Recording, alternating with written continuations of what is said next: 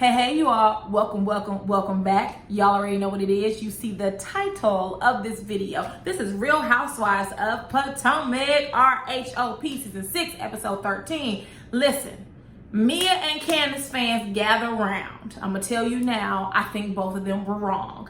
Do I think that Candace is more culpable than Mia? The answer is no. Because if we're being honest, Mia started with Candace.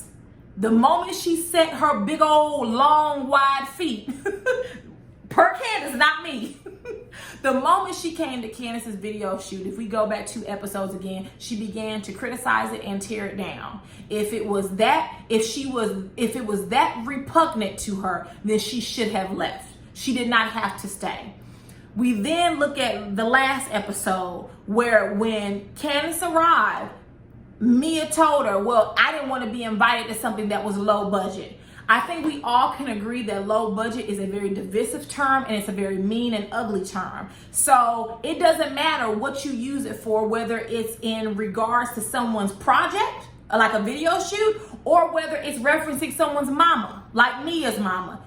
It's a divisive term, and Mia used it first. So we're not going to pretend that this whole thing didn't start from Mia trying to be shady and funny. Maybe next time she'll rethink her words, okay? So we got a lot to talk about, but both of them are wrong and we're gonna dissect it. So let's go ahead and jump into it. I'm gonna skip some scenes because they're really unimportant. So we pick up with Mia and her family. She's leaving the kids with her mother. This will be the first time that she is leaving them with her because you know they're trying to repair their relationship. And G tells her that he doesn't wanna go, okay? He don't know these people and he likes to cut up and have fun. See, when he said that, us, the audience, should have known better. We should have known what we were in for at that moment. So I also said this, I wrote this down. Notice that G speaks differently. You know, I don't go on many couples trip. I don't want to go, but I'm there to support you. But baby, when he's drunk, he's and he's doing all this. Girl, bye. Team too much. Grandpapa was team too much this episode, okay? Along with Candace and Mia. Actually, along with Candace, Mia, Wendy, G, Karen, and Ashley. Team too much. So Mia tells G about the comment Candace made about her mother, which, you know, you said her video was low budget. I'm not moving from that point because I feel like a lot of content creators love to quote Funky Dineva when he said, you can't piss somebody off and tell them how mad to get. In theory, he's absolutely correct. In practice, not so much. Let me show you why. Let's reference the last episode. Wendy is sitting next to Mia. Mia touches her. Wendy says, don't touch my shoulder. And what did Mia do? Well, then you need to move. I didn't see any of the Potomac fan base reference how out of line that was and how Mia violated her wishes. People were silent, and we're not going to keep playing this game. In Potomac, we have an issue. The lighter skinned women on this show, and I know some of y'all went, oh, but it's true. The lighter skinned women on this show, they can say and do what they want to, and they are not held to the same level of accountability that the Browner sisters are. And that's just what it is. And I also get it. People don't like Candace, and I'm fine with that. You don't have to like Candace. Hell, I really don't have a favorite on this show. I'm liking Ascala. She's our resident fashionista. But we can't be blind to what is literally going on in front of us. So it is what it is. We're going to move on to Robin and Ashley. First of all, Robin, you need a new tea kettle. Let me tell you something. Bravo to the producers of this show because they zoomed in on that filthy, dirty tea kettle. And I know you make enough money to get a new tea kettle. I know you do, Robin. I know you do, okay? So then Robin is talking to Ashley about the Unreasonably Shady podcast launch. And notice, once again, that Ashley is using this microaggressive language. She says that Candace came in on a war path. That is the furthest from the truth. When Candace got there, we remember she was like, oh, Father God, where are we? She's looking up at the tree. She's being dramatic. When she arrived, they were talking about Wendy. And Candace took Wendy's back and defended her, which is more than what Wendy did for her this episode. But we'll get to it. So she took Wendy's back. Mia jumps in and calls her video low budget. If you ask me, Mia was on the warpath. But you know, I get it. I get it. The colorists click. They're always going to see things differently. So Robin says in her confessional that Candace plays dirty. No more dirty than you and Giselle, right? No more dirty than you telling Wendy that she's loose because she showed some cleavage. All right, Robin. Talking about she need to watch her words. So do you and Giselle. Everyone on this show has said things that were irresponsible, that were mean, and that was just downright low down. You calling another woman loose because she showed some cleavage? Okay, I guess that's okay because all you wear are those cheap V-neck white t-shirts from Amazon, whatever, I don't care. So Robin tells Ashley, she said, I don't think that Candace knows about Mia's mother being a former drug addict and her recovering for 10 years. Now, Ashley says, oh, really? Now, we're going to keep this here. Remember that because we're going to address it when we get to the end of the episode because Ashley was surprised. She had never heard this news before, right? So, Robin says that Wendy is an asshole. That commentary is very rich coming from you. You or Giselle, honestly. It's almost like Robin, Giselle, and Ashley and Mia, they say and do things to people. And when someone says and does something to them that is similar, they just cannot believe it. I mean, just the selective amnesia is very rich. Shout out to Wendy. So Giselle has declined, as well as Robin, they've declined Wendy's invite to the Eastern Shore, which I knew that was some BS because one, both of them are in the middle of building and or remodeling homes. Honey, you need the check. Two, Bravo said you got us messed up. This is a cash trip. You better scurry on along. You may not go today, but you definitely gonna go tomorrow. We have a show to film. Chop, chop. We get to the Eastern Shore. Eddie and Wendy arrive. I love Wendy's yellow Balenciaga sweater. I thought it was cute. I'm a sweater girl. I love a good cardigan, so it was beautiful. Mia and Gordon arrive. Honey, the classless crew. Here they come.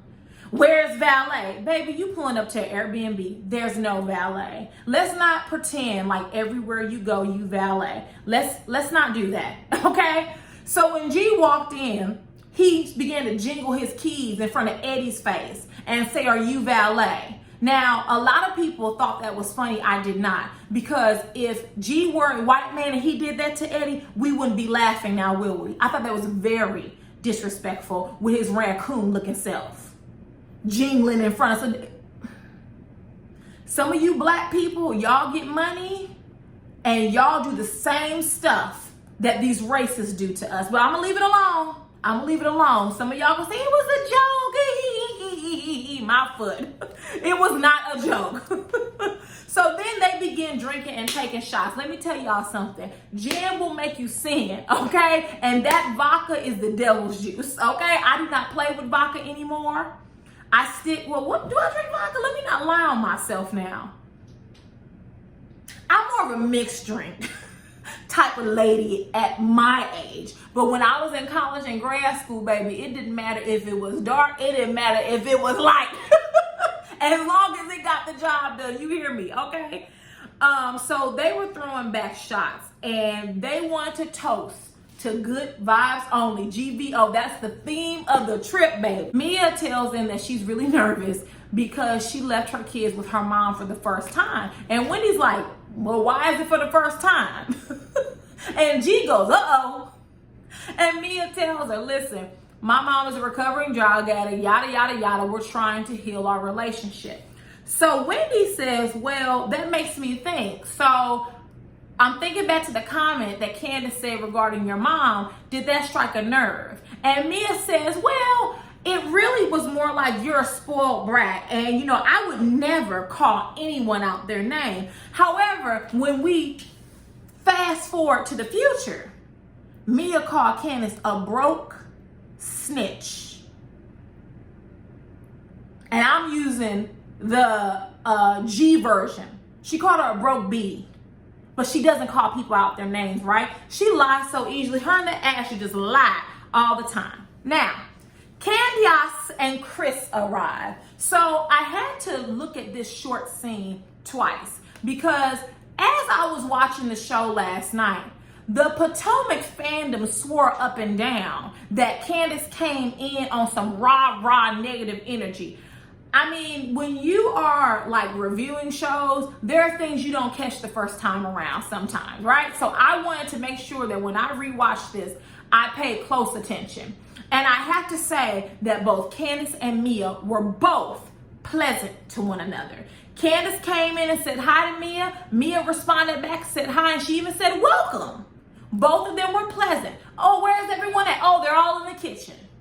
So let's not lie. I get it. You all don't like Candiace. You're entitled to like and dislike whoever you want to. But let's not make up things in our head because we don't do that over at this channel. No, we don't. They both were pleasant to one another. Now, in Candiace's confessional, she did call her Jolly Green Giant. She did say that she was going to crack. She was going to cause a crack in the foundation from her big feet. But that was in her confessional, y'all. But when they arrived, they were both cordial to one another.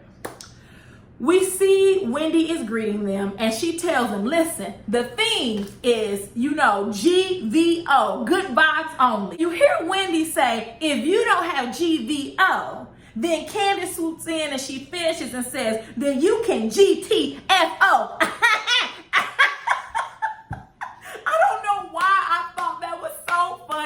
And then you hear G in the back saying, you can get the F out.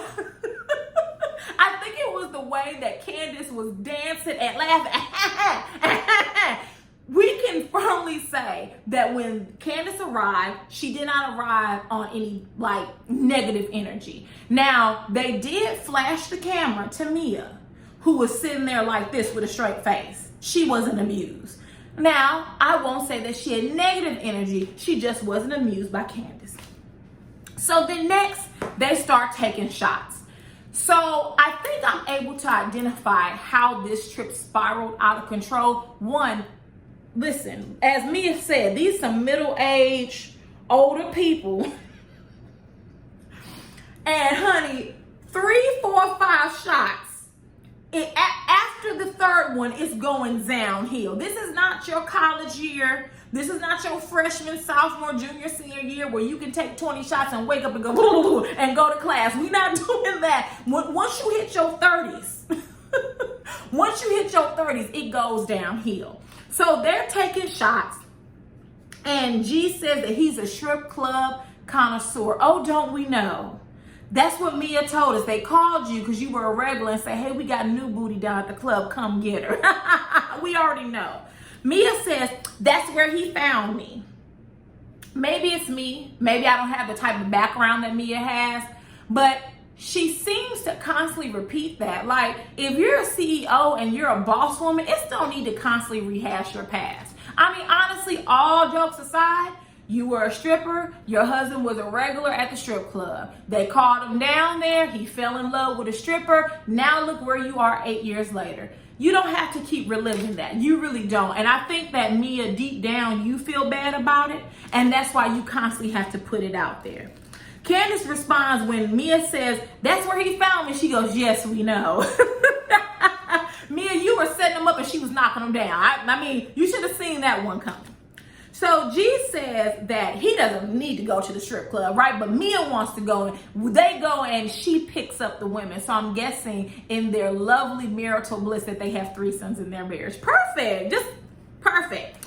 So Mia says, yeah, and G likes white girls. I know Mia. I know he likes white girls. All of a sudden, G begins dry humping the air.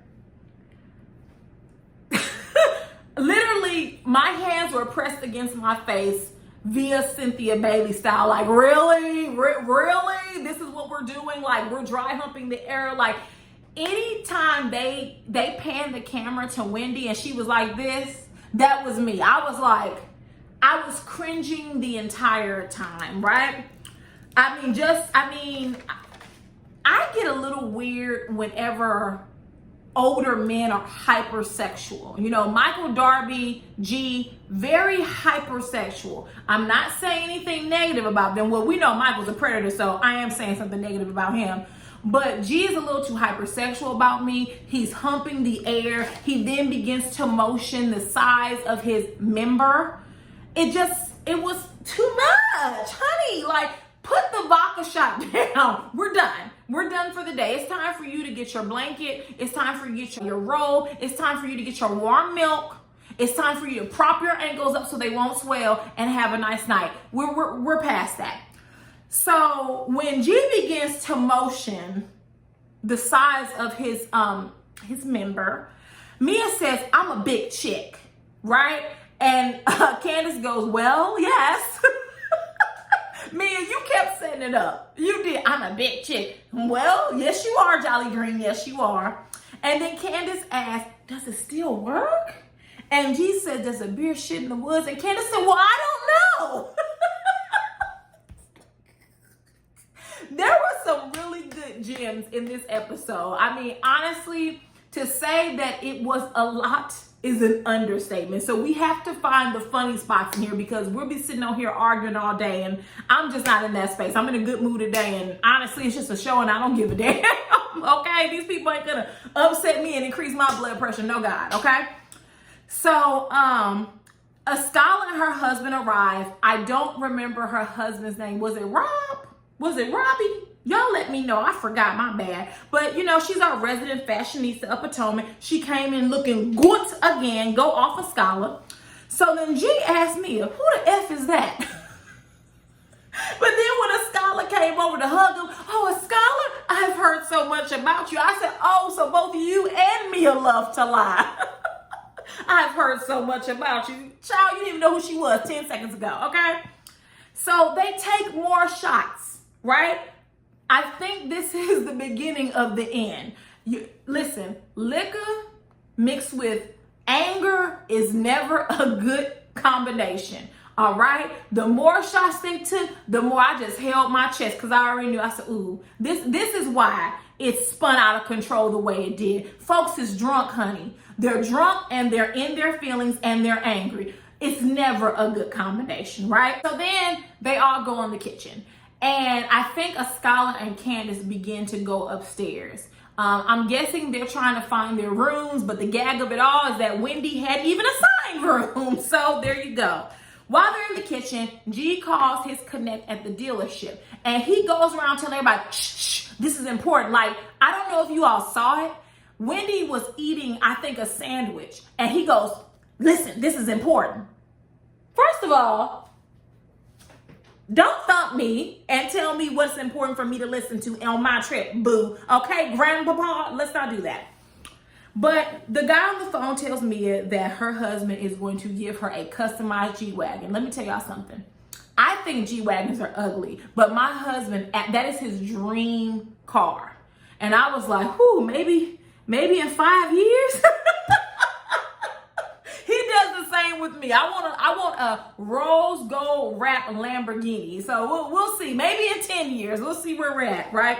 But that is my husband's favorite car, that G-Wagon. So shout out to Mia. She's going to have herself, as my husband would call it, a beautiful box. He loves that damn car. So G says, "Tell him to wait. This is important. Wait, because I don't get many chances to tell you to shut the F up." Out of line. G had been drinking too much. His old self needed some water. He needed to stand outside and get some more light on him because that was completely out of line. But he was intoxicated. I also thought that moment was very tacky. You don't know these people. You even said that earlier, G. So why do you feel the need to announce that you're getting her a G-Wagon? Although it's a very nice gift. I'm not knocking the gift. If you're giving out G-Wagons, G, no pun intended, come stop by Texas. I'll be more than happy to take one off your hands. So then Mia was like, "We're celebrating our anniversary." And Wendy was like, "Oh, how many years?" And Mia said 8. And G said 7 years too many. I said, "Oh." At this point, G was saying anything that he wanted to. And I was honestly secondhand embarrassed for Mia.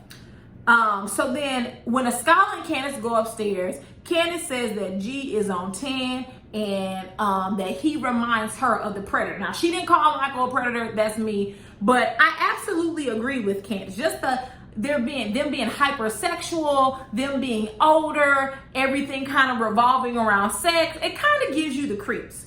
So then Wendy comes in and Candace tells them, listen, you need to get your friend's husband, G. He's doing too much, okay? Team too much, all right? Wendy tells them, y'all, you know he told me to shut the F up. Come on now, Wendy, you carrying the bone a little bit. So then Askale was like, yeah, that's odd. Something must be going on in that marriage. I will say this. Y'all know I'm fair. I thought that was a bit presumptuous. I think G was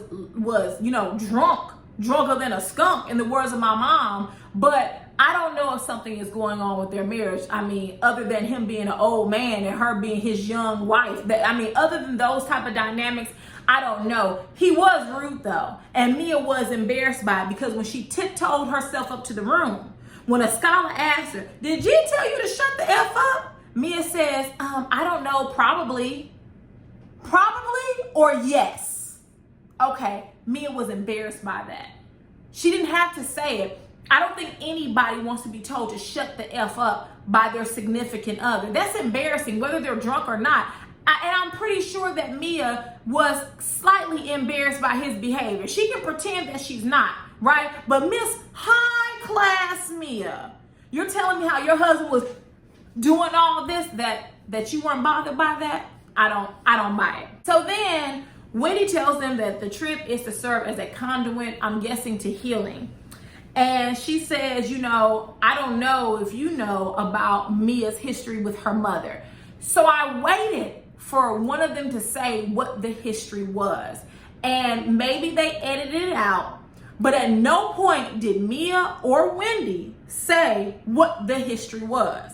I really don't care whether Candace knew about her mother being a drug addict or not.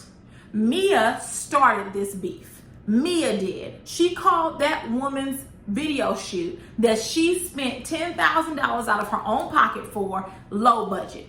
If you call a project of mine that I'm working on low budget, I would be upset too. It doesn't have to be a human being for it to be important, you all. It doesn't. Maybe Mia should keep her mouth shut and she wouldn't have to worry about her mama being talked about. You see how that works? And I don't know, I kept seeing this Potomac fan base on Twitter say that black people don't talk about people's mama. Are you kidding me? We are the main ones to talk about folks' mama. Where do you think your mama jokes came from? Girl, bye. Y'all be making up stuff because you don't like Candace. Ridiculous. So Candace tells her, she said, what I said about your mother was in response to the comments you've made to my mom.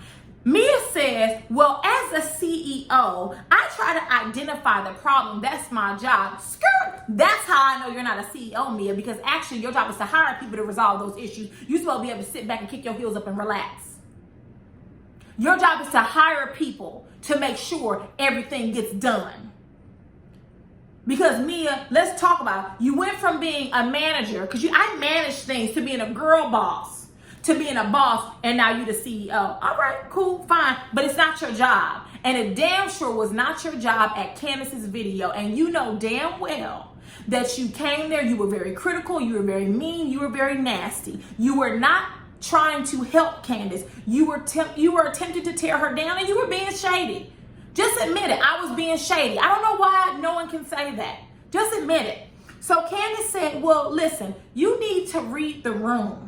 Mia then said, well, I connected with your mom and I aspire to be like her. Come on, you don't even know that woman to aspire to be like her. You want to have a bad relationship with your daughter? You want to have a relationship with your daughter to where you gossip about Juju to people who don't like her? That you said you want to be like Candace's mama, right? Let's talk about it. You want to be a mother that betrays her daughter's trust? That's what you want to do to Juju? If that's the case, Juju is in for a hell of a ride with you. Okay? See, you were lying and you thought it sounded good. Candace said, well, my mom wasn't found in the strip club. She said, I know G made it rain on you. And I was like, ooh. I said, here we go. I said, Candace is about to verbally eviscerate Mia. And Mia, in that room, deserved every single last word. So Candace said, listen, you made a comment about my video being low budget. Mia said, well, it's business. No, this was not about business. Candace did not hire you as a consultant. She did not hire you to critique her business. And if we're being honest, you were being shady. Why is it so hard to admit the truth and just say, you know what, I did call your business low budget. I was being shady. And, I didn't like that when I arrived, no one was there to greet me, so I did call low budget. How about we started, you called me, my mom low budget, I called your video low budget. Let's just wipe the slate clean. I don't know why it was so hard to admit that. Instead, you wanted to die on this hill about you being some boss CEO. If you have all this entrepreneurial spirit, then why didn't you come up with businesses while you were at the strip club? You didn't become a CEO until you married the CEO.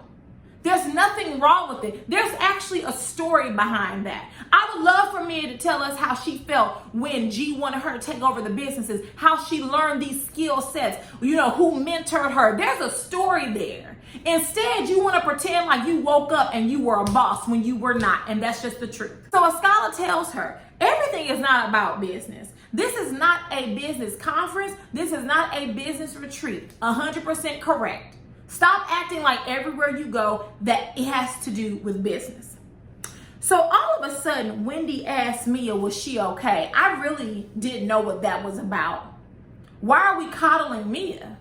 Are you okay? Honey, she's just fine. I know what it feels like to be ganged up on.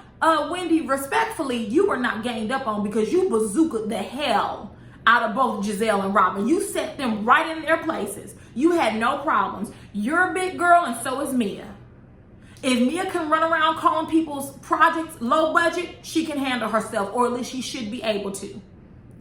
So then Candace said, I did not invite you to be critical. Mia said, well, you said that my mom was low budget. And she said, and I think Mia said, you don't know my mom. And Candace says, right, and you don't know mine. So why would you go to her mom and ask how much Chris is making? Is he on the payroll? You were 100% out of line. So Candace says, you know what, Mia? You've been teamed up against before, and I rescued you. So let's not act like that Mia's in distress right now.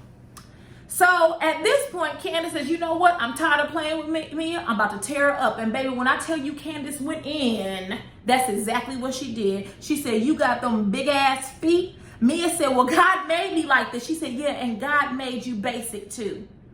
When I tell you that Mia's lips were quivering, she did not have a comeback for Candace. Candace, once you finished with her in that bedroom, you should have stopped. You gave her everything she deserved in that minute. There was no reason for this to twirl out of control the way that it did. Mia was so distraught, she had to take a phone call. I know she was up there, best friend, call me. They tear me up, call me. So once she takes the phone call, I noticed that Candace kind of pulled Wendy to the side like, hey friend, what was that back there? That pissed Candace off. We'll get to that later. Mia talks on the phone to her friend. She says, my beautiful rich friend, you can understand me, not these broke snitches. Candace heard you. She said, your mama is a broke snitch. You're a night crawler. Go get your dog on the way down. Mia ran up out of that room. Candace had her backed up against the ropes. Mia, the thug we see on Twitter that's tweeting people about them living with their mamas in their townhouse, where was that Mia at? See, Mia has to wait 5 days before the show is over with so she can call her good girlfriend. They can tell her what to say. Mia is not naturally quick like Ashley and Candace happens to be. She didn't know what to do in that bedroom. Candace literally turned her every which way but loose, and Mia deserved every bit of it. Boom. Candace ragtagged her. I was fine. Now, this is where things go downhill. So they go downstairs. Karen and Ashley arrive. I don't know if you all overheard it. Mia said, people who get me are finally here. See, Mia needed her colorist clique, her little posse, to pipe up on Candace. That's why her best friend was calling her, because Mia was texting her, call me, get me out this situation. Because Candace was tearing you up. She tore you completely down. And you had nothing to say. Right? So, when they arrive, Wendy tells Ashley, you know, don't mind G, he's drunk. I think at this point, G was beyond drunk, okay? So Wendy then assigns the rooms. And long story short, oh, let me back up. All of them had gift baskets, and they all had gifts from Black-owned businesses, including Wendy's. And Karen's one-on-one, when she said, you know, good for, you know, Wendy, I hope me and her can both be in Bloomingdale's one day. I really thought that Karen meant that. And then I watched the after show today, and Karen was being shady per usual. Come on, Karen. Like, it's literally enough for all of you all. It's time to assign the rooms. Eddie, come stand beside me, because it's about to be hell on wheels. Notice, Mia says, put Candace in the dungeon. She's poking at Candace. So the rooms get assigned. Scala and Karen get the first pick because they were a part of the cottage crew. I'm fine with that. Ashley gets second. If it were me, Ashley would have been sleeping outside in the grass. You know I don't like Ashley. Mia gets third. Candace gets last. Notice that Candace said, oh, so I'm last. Candace was pissed. She was already pissed at Wendy for, you know, sort of kind of defending Mia.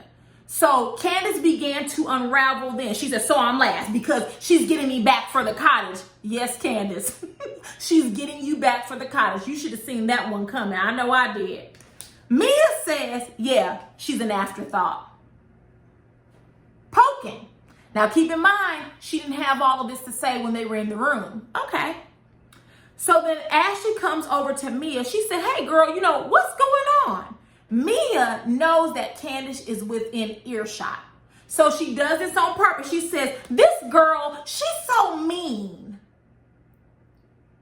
No one's meaner than Giselle. No one's meaner than Ashley. No one's meaner than you. The problem is you don't have a quick comeback. And Candace tore you up. Now, Candace, here's where you're wrong at. You should have let it fly.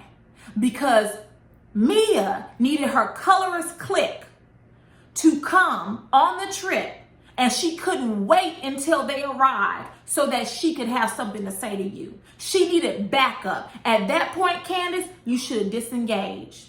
You allow people to suck you in too easily. You read that girl from her head down to her toes. Let her have it. Let her have it. If that's all she can say is that you're mean, after you talked about her feet, after you talked about her mom, after you talked about her former profession, let her have it. You get sucked in too easily, Candace. And when people know your Achilles heel, they will hit it every time. Candace, you better learn something real quick. Because these women, I saw what Giselle said on the after show, or Watch What Happens Live. I saw what Karen tweeted. We saw what Wendy did in the bedroom. We already know Ashley don't like you. These women are going to paint you out to be unstable and unhinged, and you will not be back next season. You better wrap it up and get it together. You better get some emotional control over yourself, because at that moment, you should have disengaged and walked out the room. You should have said, you're right, I'm a mean girl, and walked out, period. Candace says, I'm standing right here. You know what I'm saying? You don't talk to me, let's do it. Completely out of line. This is where it spiraled. Let Mia say whatever she wants to. You already read her. She had nothing to say back to you. You had her lip quivering. We didn't need to do this again. So Ascala says, you know, Mia, did you call us a bunch of broke snitches? And Mia is a little liar, and she says no. And Bravo rolled that beautiful bean footage. She sure did say it.